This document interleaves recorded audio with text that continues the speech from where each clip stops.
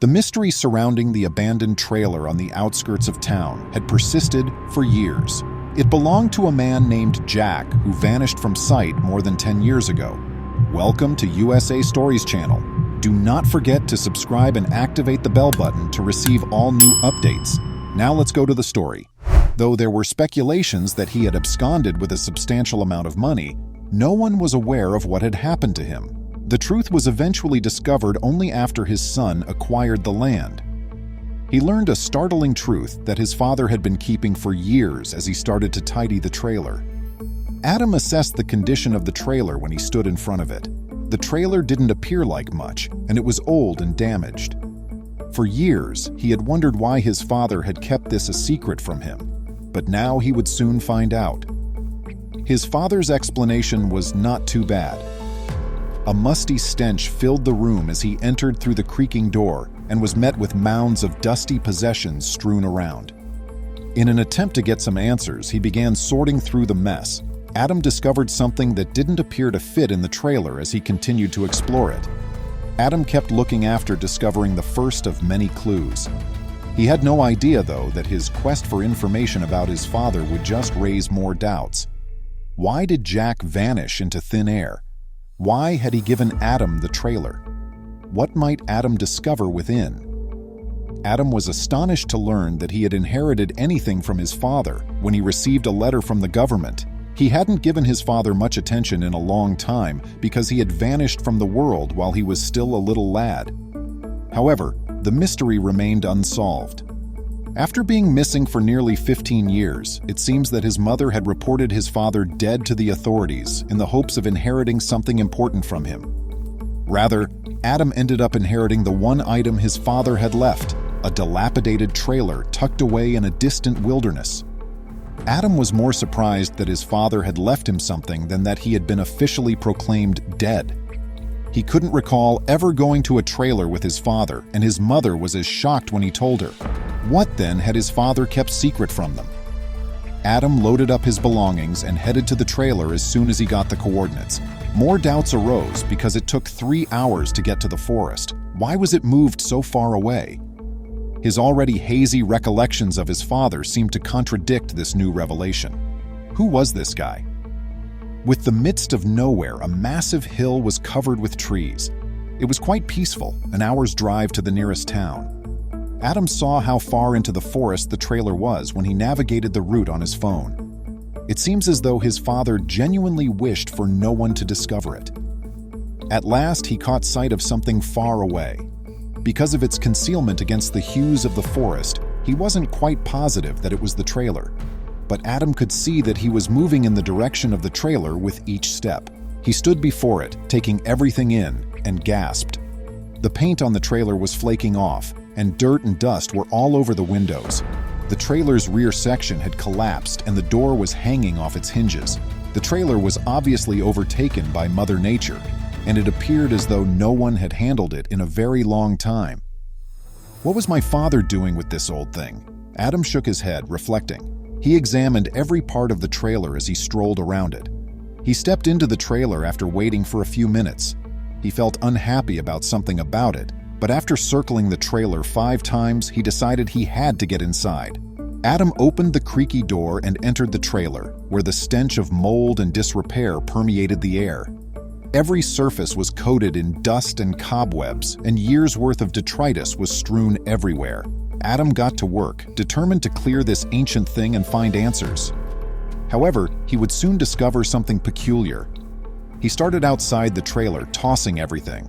He may strew it around there during the day and look for hints, though he was unsure of exactly what he was searching for. He wanted to discover anything connected to his father. In this manner, he could be certain his father was present. Debris and shattered trailer components littered the ground. Adam might easily cut himself on the rusted metal and broken wood, so he had to wear gloves for protection. To start, he divided the pile into smaller sections. Metal on the right, wood on the left, and furniture and other items in the center. The mess he had made of the trailer didn't bother him. He would never be able to fix the trailer in the long run because it was already in terrible shape. It was a lost effort, serving solely to provide Adam more knowledge on his father's disappearance. At last, with the sun lowering, Adam discovered something. Beneath the debris on the floor was a little rusted key that was hidden. Adam reasoned that there had to be another place because nothing in this trailer was locked. His thoughts were buzzing with theories. Is there a secret safe somewhere? He never imagined that he would discover something worthwhile. He was just anticipating a few pictures, or perhaps a notepad. He never imagined, though, that his father might have left some behind, as the rumor had it that he was about to leave with a lot of money. But suddenly, he started to feel optimistic. Adam took another look around the trailer, searching for any indications of a safe or secret compartment. He tapped and pushed on various parts of the walls, floors, and ceiling, scrutinizing every square inch in an attempt to detect any anomalies. Just as he was ready to lose up, he saw something slippy on the trailer's back end. Taking the key, he forced apart the floorboard and discovered a secret chamber beneath. There was a little notepad inside. With shaking hands, Adam took up the notepad and began leafing through its pages. He was quite aback to discover that it was his father's journal, not just a notepad. The diary appeared to have been well worn and was composed of pricey black leather. The book didn't open. A little knot held the pages together. Something valuable must have been written within by his father. For what other reason would he conceal the book to such tremendous extent? He turned the diary page to the last post right away, and as he read the last few pages, his eyes got bigger. They were addressed directly to him, as though his father anticipated discovering the notebook at some point. The next few lines of his father's weird letter to him were the scariest of all. "If you read this, my son, I'm leaving. I didn't choose to do it, but I was at a loss for what to do. By following these locations, you can locate what is exclusively yours." Adam exhaled. What was the meaning of this? What had his dad become involved in? Not a moment to spare. The final page didn't have his father's handwriting on it like the previous ones had. The final letter of the final lines appeared to be written quickly, as though he was interrupted in the middle of writing. It triggered a litany of questions in Adam's mind. Adam tapped the coordinates into his phone with haste. He was somewhat aback to find that the coordinates took him to a storage facility close to his hometown. He packed up a padlock and secured the trailer, then drove to the storage place, knowing it would be a 2-hour journey back to his house. Adam recognized as soon as he got to the spot that he had driven past this site several times without ever giving it a second consideration. But now, with a sense of urgency and his father's notebook in hand, Adam did not waste any time. He knew the answers to his inquiries had finally arrived. He hoped so, for there was one important item that his father had forgotten to record. Though Adam wasn't aware of it yet, he soon will be. With confidence, he parked his car and made his way to the storage unit facility. But he was lost when he arrived at the long row of red garage doors. Adam went up to the manager and inquired about the apartment that was registered in his father's name, as his father had never written down the unit number. Oddly enough, though, his father's name did not appear on any unit. Adam was perplexed and typed the name many times, but nothing appeared. He started to feel irritated. His only want was clarification, but obtaining them appeared to be more difficult than he had anticipated. Adam was about to give up and head home when he began to lose hope. Never again will I consider this awful day. However, he suddenly recalled something.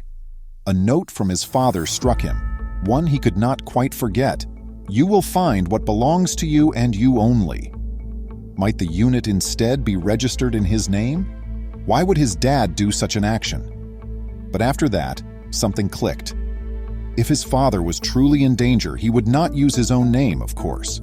They received a hit when he asked the manager to check under his own name. Adam's complete name was given under unit number 33. Adam hurried over to the apartment and noted how ancient it appeared right away. The padlock was rust-covered and there were cobwebs all over the place. It was centuries since anyone had visited.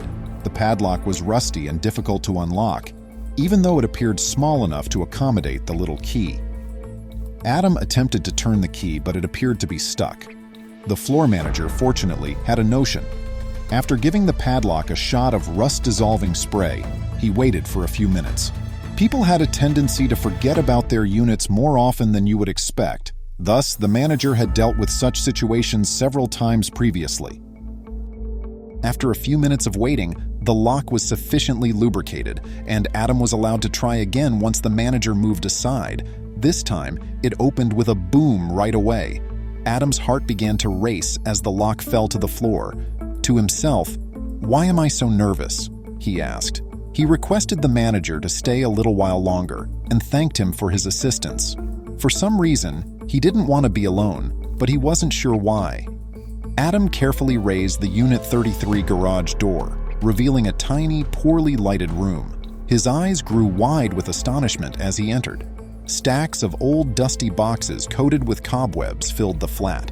It appeared as though their possessions had been hastily hidden and left behind. Their boots left footprints on the thick layer of dust that blanketed the floor as they went. Opening the boxes was the only way to discover what was inside because they were sealed shut and had no writing on them. Adam paused, though. What if all these boxes did was let him down? Adam felt his heart begin to rush. What if his decision to come here was a mistake?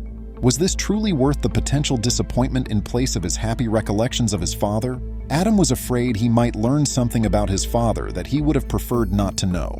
However, it was now too late to go back. A feeling of nostalgia passed over him as he began to open up a few cartons. He spotted picture albums of him and his father enjoying their regular outings, as well as his favorite toys from his early years. Adam grinned, amazed that his father had preserved all of information for so long. As his anxieties subsided, he began to open an increasing number of boxes. Adam's father's possessions and recollections filled the entire flat. Adam was overcome with a dual sense of joy and sorrow. It didn't seem over yet, even though he wanted to think that this was what his father intended him to know. Adam was looking about when he discovered something in the unit's rear. A doorway opened into a little chamber. The manager was taken aback because typical flats don't come with a second room. Presumably, Adam's father had constructed the door and wall himself, therefore creating a hidden chamber. They approached the wall gently and gave it a thorough examination. Not regular bricks or cement, but a thin carton-like material was used to build the wall. It was obviously an amateurish work. Makeshift space, but for what purpose? Why would his father construct anything of this nature? Adam went to unlock the door, only to discover to his dismay that it was locked once more. Adam found it hard to believe. He would have to pick how many locks before he could discover his father's secrets. Adam was done searching for keys, but he wanted to commend his father for his efforts. He backed up a few steps this time and kicked the door open. With a loud thud, the door tore completely off its hinges and hit the floor. Coughing into their elbows, Adam and the floor manager saw clouds of dust rise from the ground. As they entered the room, they waved the dust aside, narrowing their eyes to peek inside. Adam discovered bookshelves crammed with antique maps, papers, and maps within the hidden area. There was a big desk and chair, a tiny lamp, and a corkboard full with pictures and notes. Observing what appeared to be a temporary workspace, Adam couldn't help but wonder what his father had been undertaking.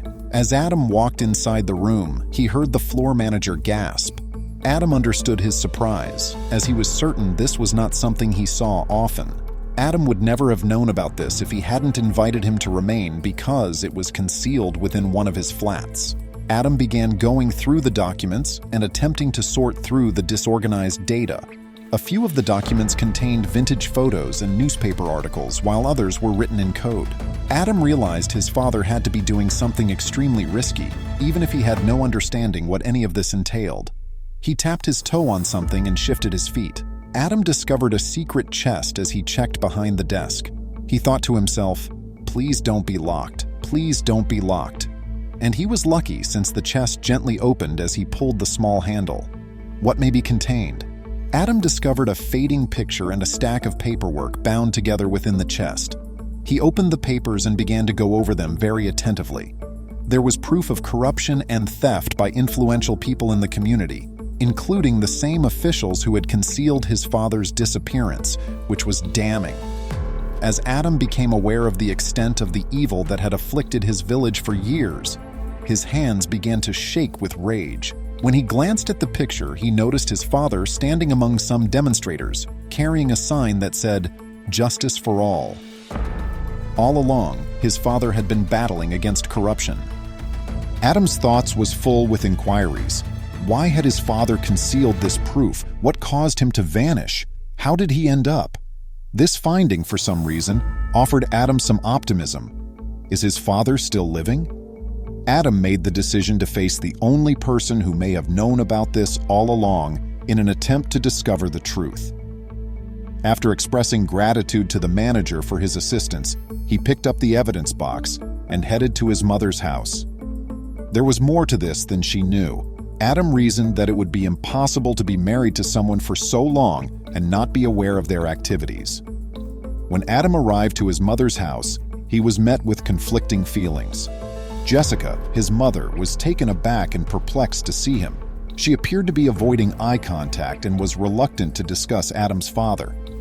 Adam became aware that his mother might know more than she was willing to disclose, and a knot began to grow in his gut.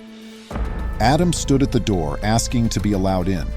His mother had an odd expression on her face that Adam couldn't quite figure out: sadness, perplexity, or embarrassment. His mother sighed heavily and asked him to sit down as he sought answers. His mother came back with a shoebox. "Everything I have left of your father is in this room. Adam, it wasn't only that he lied to you, he also lied to me. He departed from both of us. It's not going to be like that, which is what I had always anticipated would happen, that he would just pop up again." She said, "Your father was a complex man." Adam's father had always claimed to be laid off or to have quit jobs, keeping his employment a secret.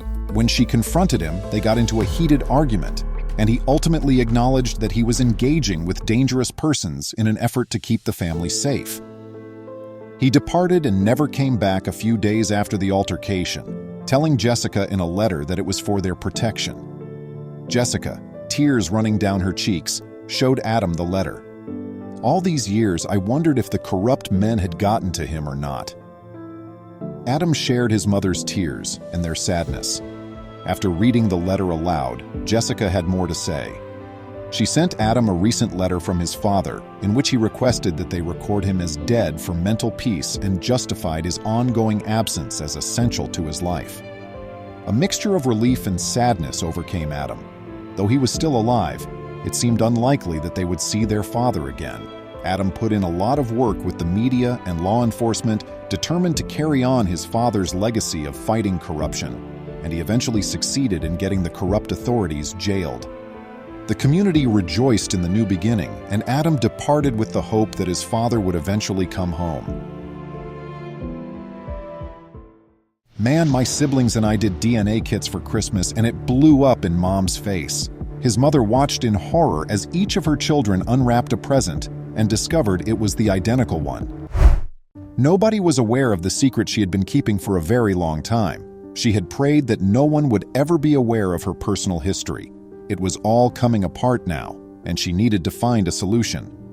Most people have heard of the adorable little test known as the home DNA test, which you can simply perform in the comfort of your own home.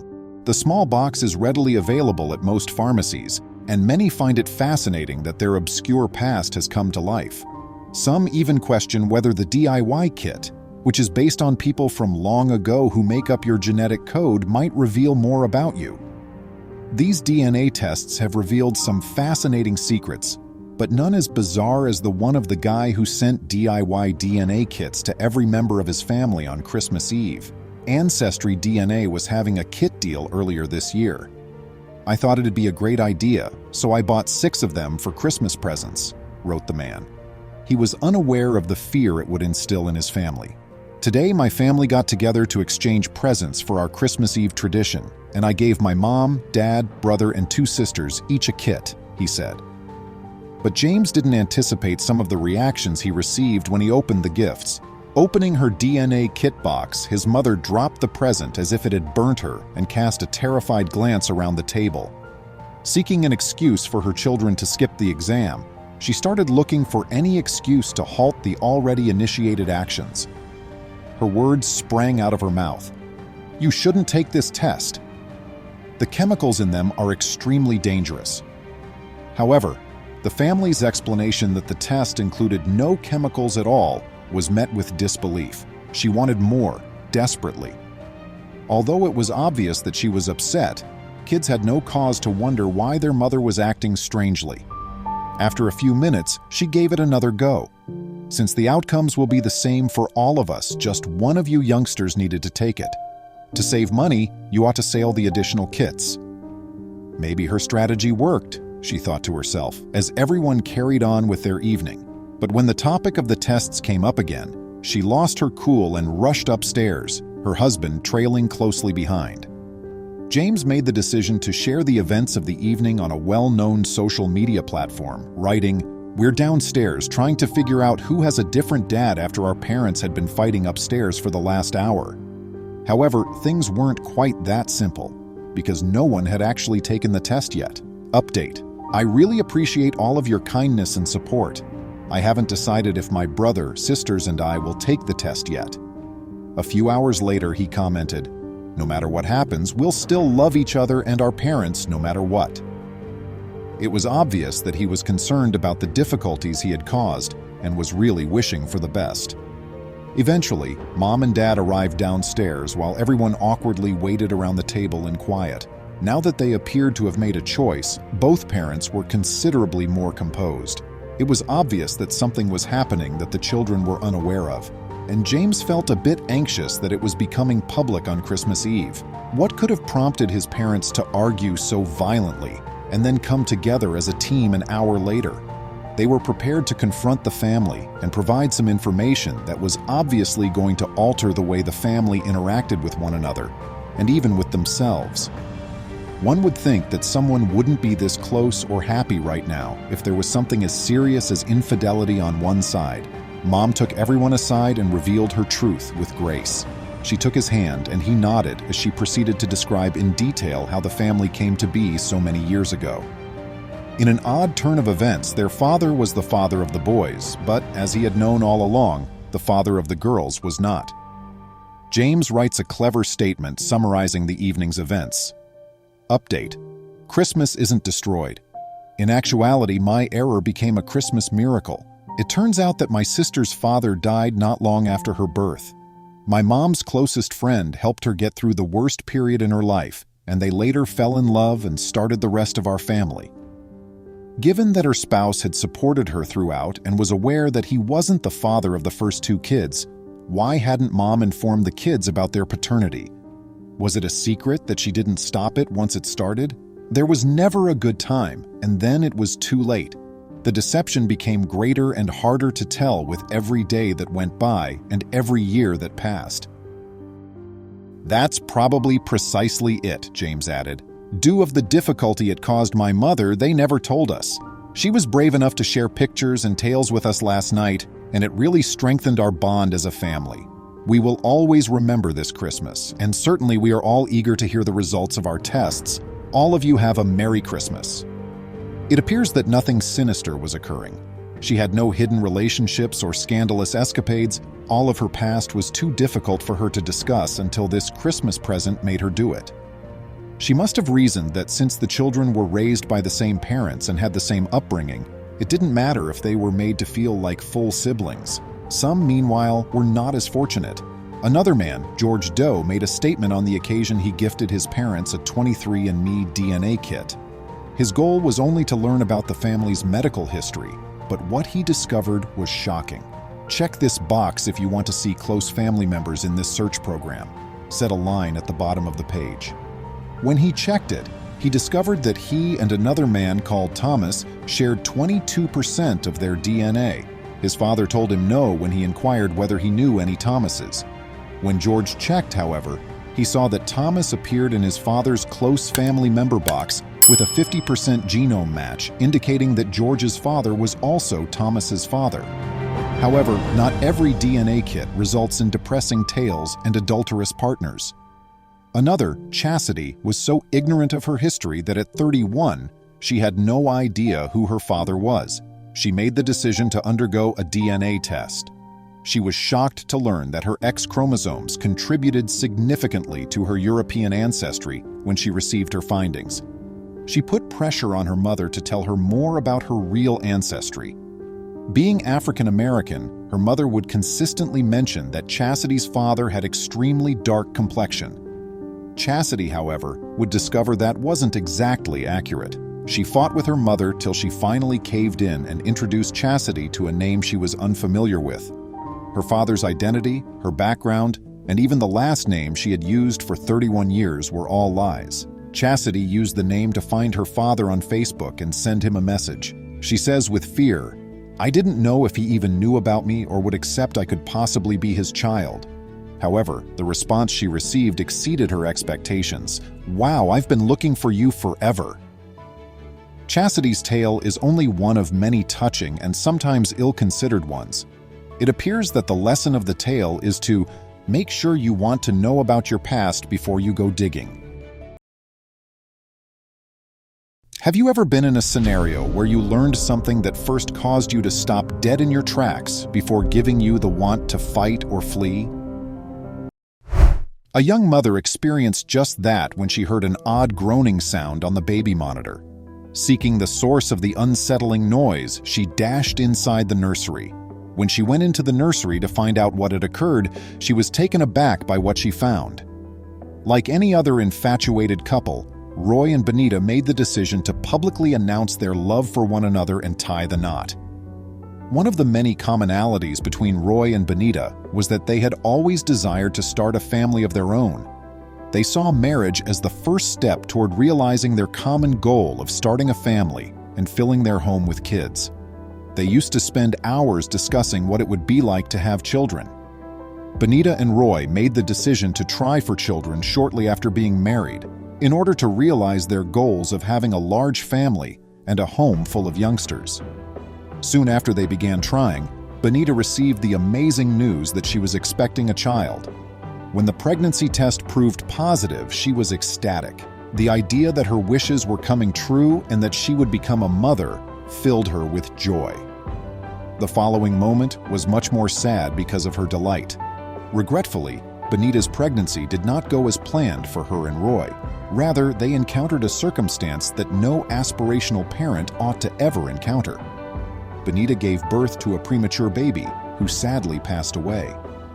Benita's dream of becoming a mother was tragically dashed. She and Roy persevered despite having to deal with the incredibly challenging feelings that accompany losing a child. Benita and Roy did not give up trying to conceive even after losing their first child. Not long after Benita's first child died, she learned she was expecting another. She was overjoyed and ecstatic to have the chance to become a mother once more. Benita's tummy began to swell gradually, and her excitement about realizing her goal of a large family intensified. She believed, at least, that she would become a mother. Roy and Benita were more and more eager to become parents over the course of the months. Sadly, the young family was hit by misfortune again, and this time the baby was born prematurely and did not survive, leaving the prospective parents deeply distraught. Benita and Roy suffered greatly during Benita's second miscarried pregnancy. Even though they were anticipating becoming parents to a small child and had grown excited about the prospect, they persisted. When Benita became pregnant a third time, the child was born too soon and tragically did not survive. After 3 separate pregnancies, Benita and Roy had high aspirations, but each time tragedy struck, shattering their dreams. The loss of their babies devastated the parents. They had both participated in the expectation that their family's dream would come true, and they now had to cope with the anguish of having their hopes dashed. The loss of their third child affected Benita and Roy as well. They believed that their aspirations to start a family would never materialize.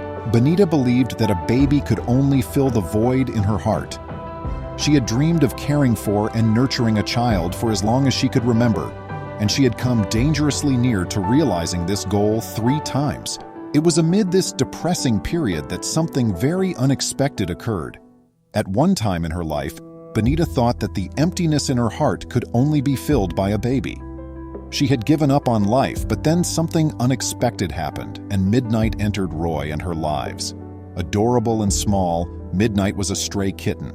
The grieving couple's maternal instincts took over as soon as they lay eyes on the small critter, and they realized he needed assistance. They needed to save his life. Midnight was rather young and frail when the couple found him. They expressed concerns about whether he would be able to survive on his own. Though it seemed that Midnight needed them to survive, it turned out that they needed Midnight just as much as Midnight needed them. The couple got the chance to adore something the same way they would if it were their child. They had no idea how much they would come to depend on Midnight in the future. Benita could feel the emptiness gradually beginning to fill as she started to tend to Midnight.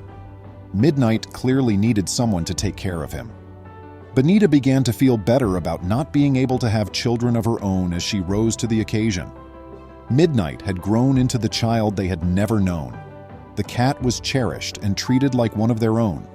A miracle occurred after they gave up trying for a child and began to feel compelled to take care of the cat. And to give up on having a human kid when they began to love the cat as their child. They had accepted this choice, which is why Benita's discovery that she was pregnant once more took her by surprise. The couple was overjoyed to hear the unexpected news. Simultaneously, it filled them with terror. What would be different this time around that Benita had failed to deliver a baby 3 times? Though the expectant mother knew the baby's chances of surviving the full-term pregnancy were minimal, she still prayed with all of her might that it would. Her 3 miscarriages taught her to plan for the worst and keep a careful eye on her enthusiasm. She was aware of the dangers of an unfulfilled pregnancy, but she had never given up on her desire to become a mother and have a child. So she made the decision to give it another go. Benita made extra precautions to be extremely cautious as the months went by without any complications with the pregnancy. Every doctor's appointment would be eagerly anticipated by the pair, who would erupt in little tears whenever the session revealed positive news. After every favorable checkup with the doctor, Benita started to feel a little more hopeful and eager about becoming a mother. Maybe this time the baby would make it through, and she could finally begin her family-building journey. At last, Benita brought her pregnancy to term with ease and success. When Benita gave birth to a newborn girl who was in wonderful health, Roy and Benita were overjoyed. They chose to give their infant the name Stacy. They were overjoyed to welcome a healthy baby girl because they had been waiting so long for this opportunity. After enduring a great deal of pain, they were at last ready to embrace their young daughter. The only thing on their minds was what would happen to Midnight. Benita thought Stacy was a real miracle child, but Midnight had been the couple's sole child up until now. Midnight didn't need to share his love with anyone because they'd given him all of their love and care. The parents couldn't wait to take their little one home from the hospital when it came time to depart. They were excited, but they were also a little worried about how Midnight would respond to this new baby in his domain. Fortunately, Midnight got along with Stacy right away and didn't have any issues. There was no need for the pair to be concerned. Midnight's love and acceptance of Stacy were obvious. In reality, Midnight started acting as Stacy's bodyguard. He would watch over Stacy all day and all night. Midnight was with the infant wherever he was. They shared a room even for their sleep. That Roy and Benita's 2 kids got along so well made them very happy. Stacy was unwell when she was just 6 weeks old. Still very cautious, Benita made the quick decision to take Stacy to the doctor based on her past health problems. The health of the infant was her top focus. When the doctor assured Benita not to worry, her entire body relaxed in relief. All Stacy had was a cold, which is quite common for infants her age. She didn't need to worry, the doctor reassured her. That's what they believed, at least. Benita made the decision to have supper with her folks. Spending time with her family and allowing her parents to develop a loving bond with their granddaughter was something she was looking forward to. Stacy was put to bed in her crib earlier than usual since she was still unwell. Midnight trailed closely following as usual.